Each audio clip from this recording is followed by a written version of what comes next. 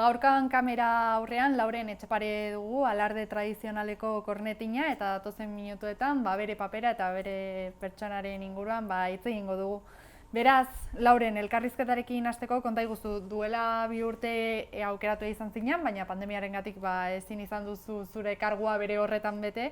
Ez dakit itxaronaldi hau luzea egin ote altzaizun? Luzea egin da, bai, egin zaigu luzea, guztioi hainbat arlotan eta barretan honi dagokionez, ere bai egin zaigu luzea.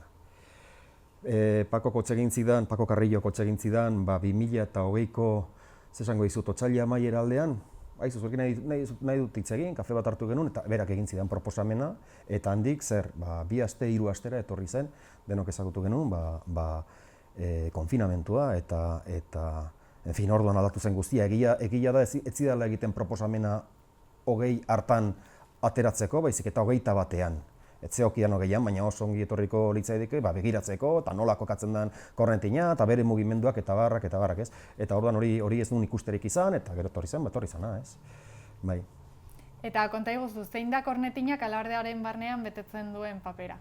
Betetzen duen papera da, alardean zehar ematen diren mugimendu guztiak, iragarri, eta abisatu, eta iragarri, eta jakinarazi, eta zen momentutan zer gauza, eta bai. Eta ezakiten erraza izan agote den, kornetina jotzen ikastea, nola egin duzu hau? Kornetina jotzen ikastea, utzetik hasi ezkero zaila da. Aldez aurretik baldin badakizu antzekoa den instrumentu bat jotzen, alegia trompeta, jauzia ez da handia. Edozein kasutan bada jauzi batetik bestera, zeren eta tresna txikiagoa da, eta hortaz presioak eta zeak handiagoak dira. Xamurragoa da trompeta bat jotzea, kornetin bat jotzea baino.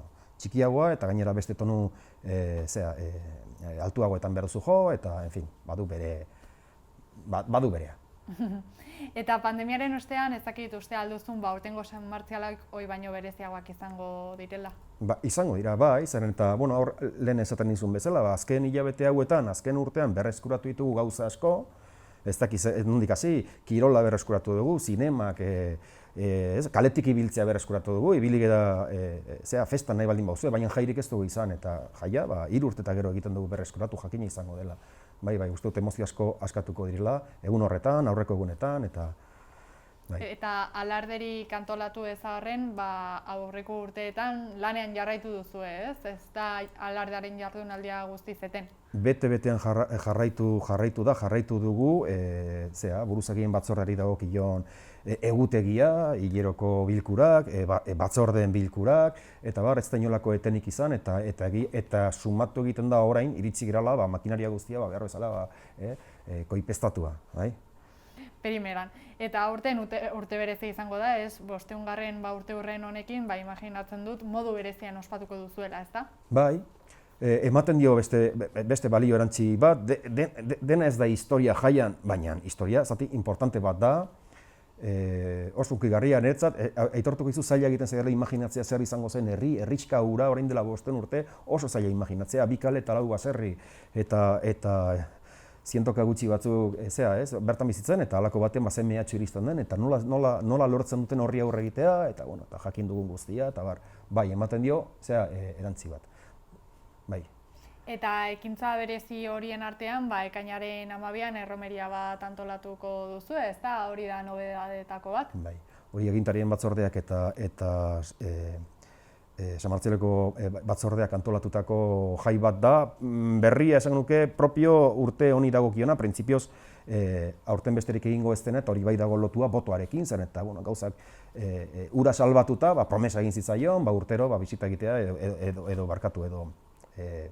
prozesioa egitea mendiraino, eta hori dela eta erabaki dugu, antzeko gauza bat egitea, eta han erromeria bat antolatzea, erromeria batek dituen elementu guztiekin, eta musika, eta dantza, eta taloak, eta bai. Jai ederra izatea espero dugu, eta zinetzeta gaude jende asko etorriko dela. Primeran, eta ardura guzti hauen artean, eta zeregin guzti hauen artean, ez dakit benetan festaz gozatzeko eta disfrutatzeko aukerarik duzula, espero duzun.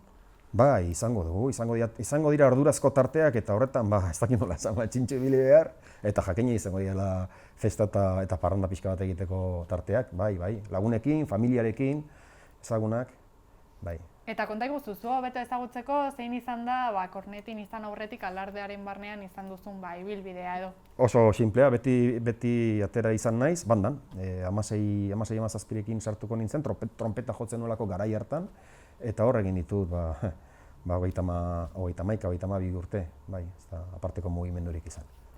Primeran, eta konta iguzu, zer esan nahi du zuretzako alardeak?